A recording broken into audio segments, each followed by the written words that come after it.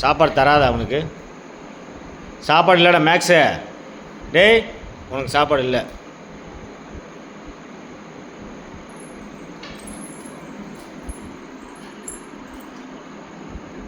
சாப்பாடு இல்லை உனக்கு.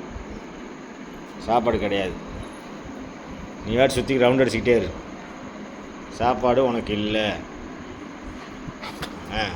போ போ போ. சாப்பாடு இல்லை.